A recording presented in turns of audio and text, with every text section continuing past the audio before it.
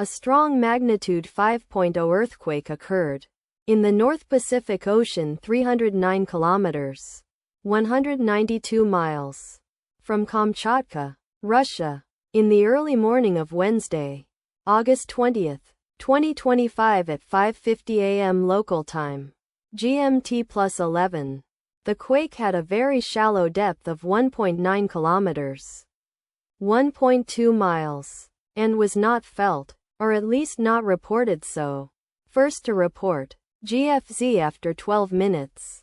The earthquake occurred 4 days after a magnitude 5.7 earthquake had hit on Friday, August 15, 2025, at 10:11 p.m.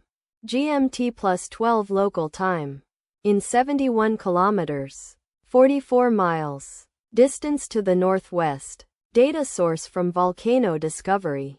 Did you feel it? Let us pray. May the earthquake that occurred not affect our brothers and sisters there. May the earthquake not happen again. And may God protect everyone. Amen.